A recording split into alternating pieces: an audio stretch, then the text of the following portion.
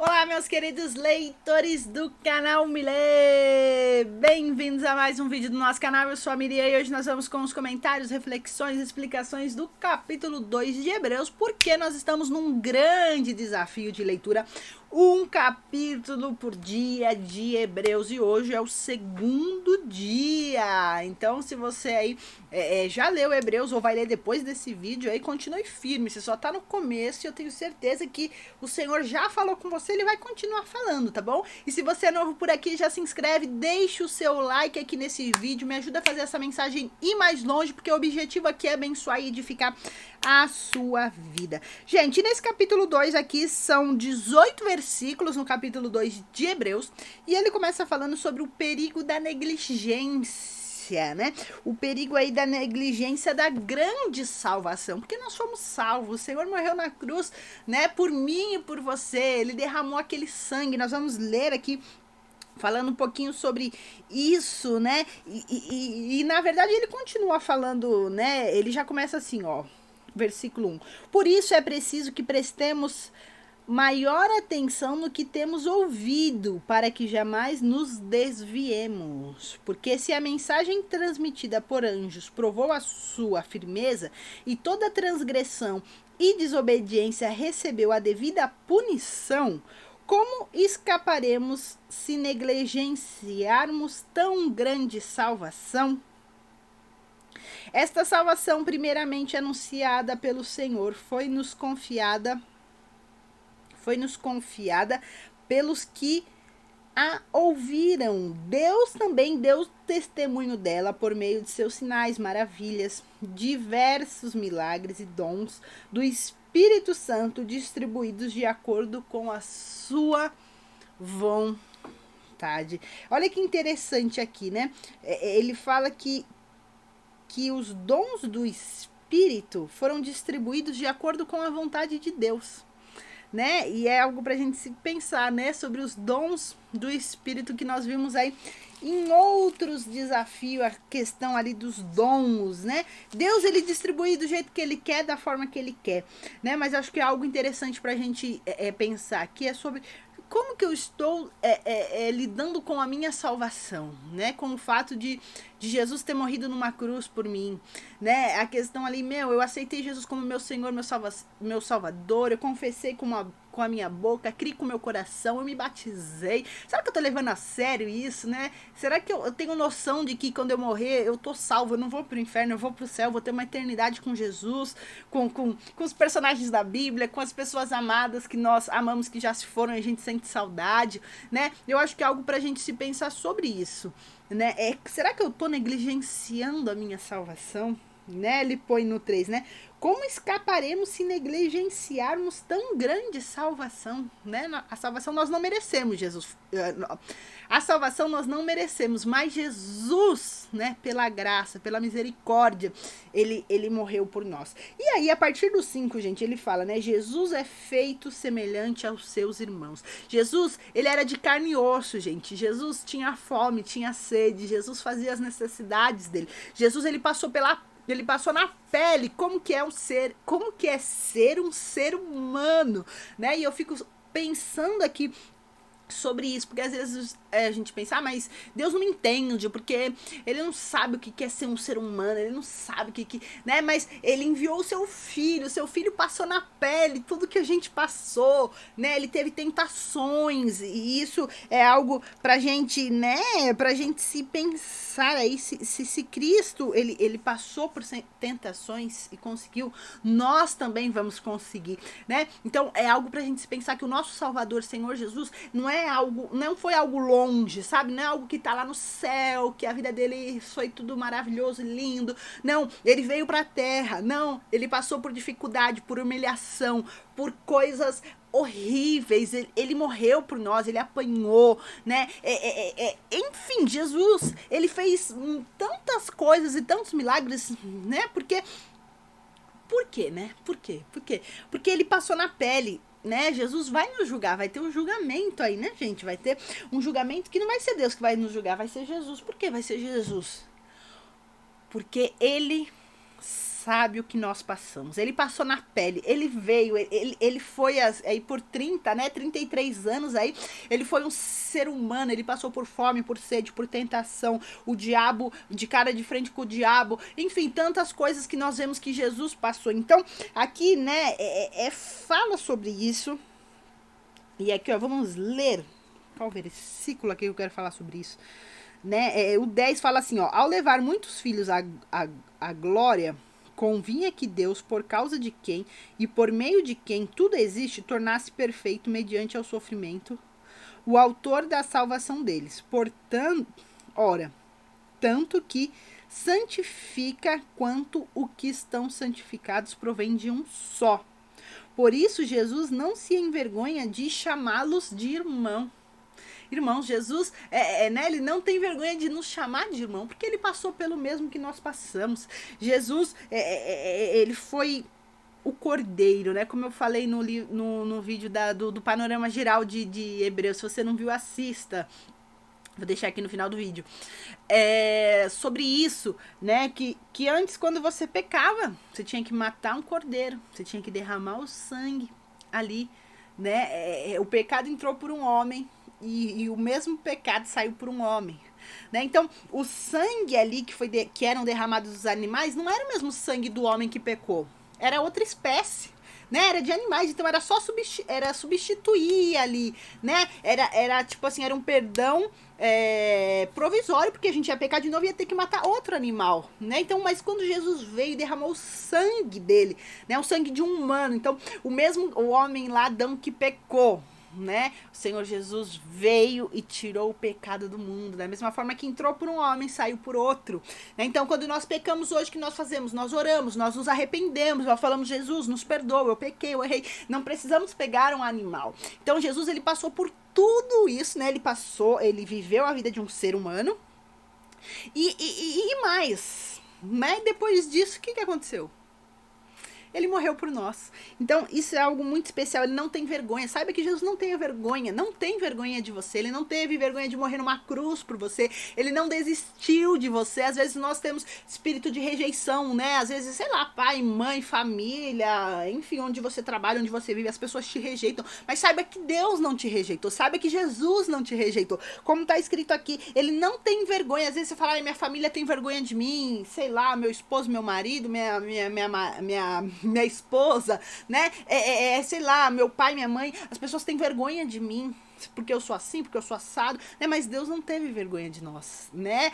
Eu acho que isso é algo pra gente se pensar, mas não é uma justificativa pra gente se manter da forma que nós estamos, né? Talvez você tá no pecado e fala, Jesus não tem vergonha de mim, né? Realmente Jesus não tem vergonha, Jesus não tem vergonha de você, mas ele te chama pra uma vida nova, ele te chama para uma metanoia, ele te chama para uma conversão, para você, né? Se ele levou os seus pecados na cruz, ele morreu pelos seus pecados na cruz, que vale você viver uma vida de pecado, de prisões, enfim, de tantas coisas negativas, ruins, se você pode viver uma vida nova, em liberdade, com Cristo, com alegria, com paz, com amor, né? Dificuldades, problemas, nós sempre vamos ter, mas quando estamos com Jesus, as coisas são mais fáceis.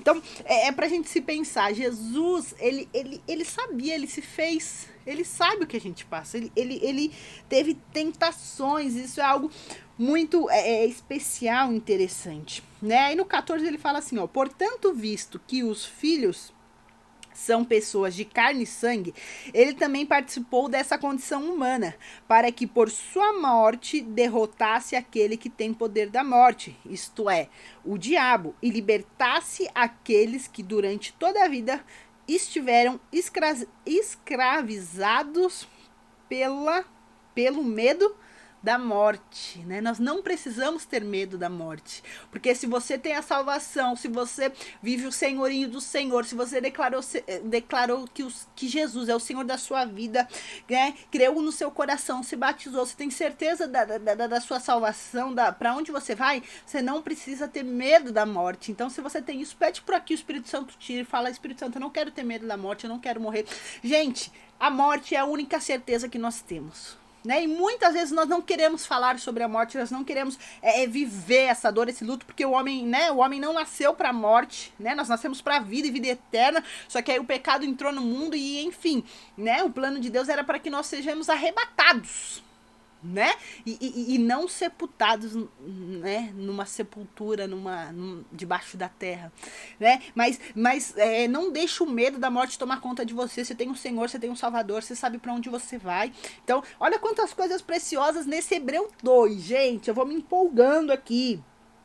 Aí o 16 fala assim, ó: pois é claro que não é a anjos que ele ajuda, mas aos descendentes de Abraão. Jesus não veio ajudar os anjos, ele nos ajuda, os descendentes de Abraão. Aí nós estamos colocando, né, o pai da fé. Por essa razão, 17, é necessário que ele se torne semelhante aos seus irmãos em todos os aspectos, para que se torne o sumo sacerdote misericordioso e fiel com relação a Deus, e fazer calma aí, gente, me perdi. Eu já vou me enroscando aqui, né? Eu e as minhas leituras, às vezes eu dou uma enroscada aqui, gente, mas a gente consegue tirar, tá? Vamos lá.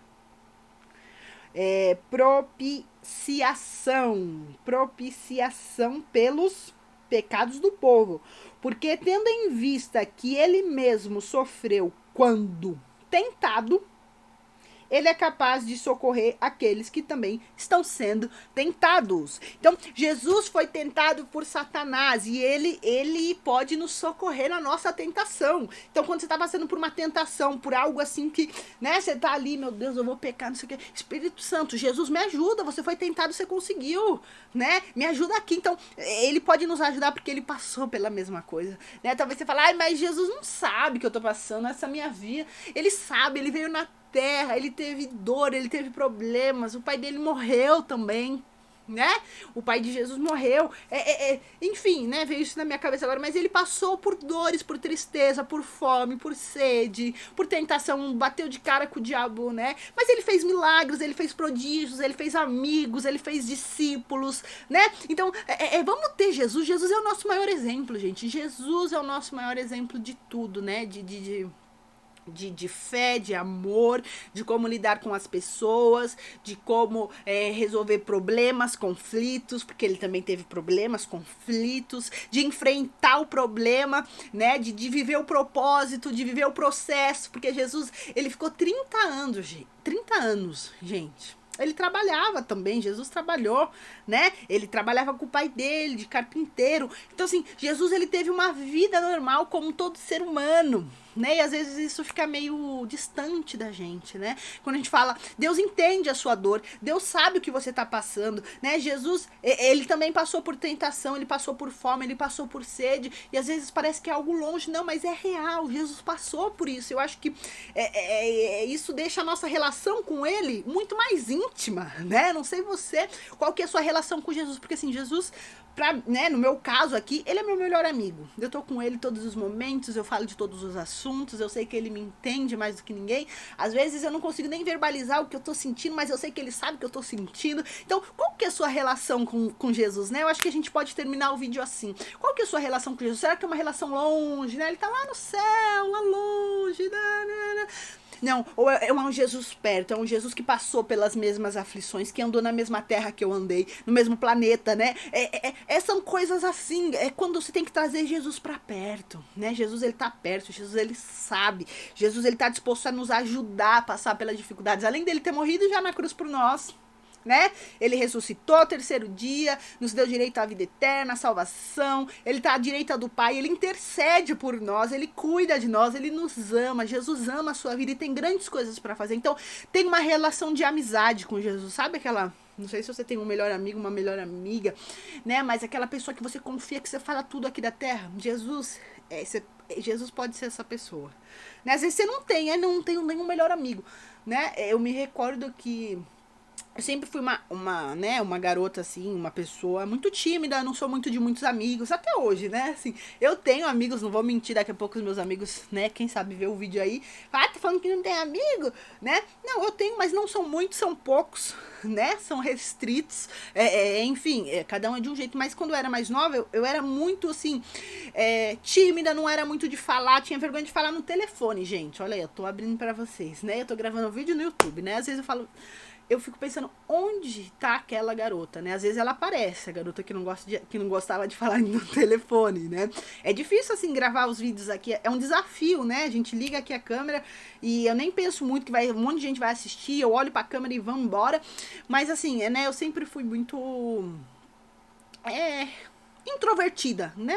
É da personalidade. Tem pessoas que são extrovertidas e pessoas que são introvertidas. E eu sempre fui muito introvertida. Mas desde muito nova, 11, 12, 10, eu sempre lembro que eu tinha uma relação com Jesus. Eu sabia que Jesus era o meu melhor amigo. Às vezes eu tinha vergonha de falar com as pessoas na escola e tudo mais, mas eu sabia que Jesus estava comigo. Na escola, antes de eu dormir, quando eu lia a Bíblia. Então eu sempre tive uma relação muito próxima com Jesus, né? Não sei se é por conta de eu não ter muitos amigos, né? Não ter muitos amigos assim no mundo real, vamos dizer assim, no mundo físico, né? Mas no mundo espiritual, Jesus sempre foi meu amigo. E que Jesus sempre seja o seu amigo, né? Às vezes fala, eu não tenho nenhum amigo.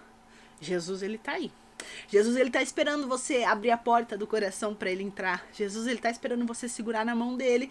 E porque se você segurar na mão dele e não largar mais, ele não vai largar a sua. Você vai ter dificuldades, limitações, aflições, mas ele sempre vai estar lá, vai falar, vamos, no final vai dar tudo certo. O final, gente, não é o final da nossa vida aqui. O final é a eternidade, entendeu? O final é que, tipo assim, já tá consumado. Ele já fez tudo que ele poderia fazer pela gente. Ele já morreu numa cruz, ele já ressuscitou, ele já garantiu a salvação. Ele o final da história do mundo, né? Parece que o mundo vai acabar e vai explodir, todo mundo vai morrer, né? Mas o final a gente já sabe, né? Leia Apocalipse, né? Nós vamos chegar em Apocalipse no nosso desafio, gente. Eu quero ver quando for Apocalipse, o que vai acontecer nesse canal do YouTube aqui, Me Lê Bíblia. Mas enfim, dê uma oportunidade para Jesus ser o seu melhor amigo, porque ele passou pelas mesmas coisas que você e ele não tem vergonha de te chamar de irmão. Olha que lindo. Às vezes, as pessoas estão com vergonha de mim. Jesus não tem vergonha de mim e ele me ama e é isso que importa. Certo? Um beijo no seu coração. A gente se vê amanhã, capítulo 3, hein, gente? Amanhã, capítulo 3. É isso. Um beijo no seu coração e tchau.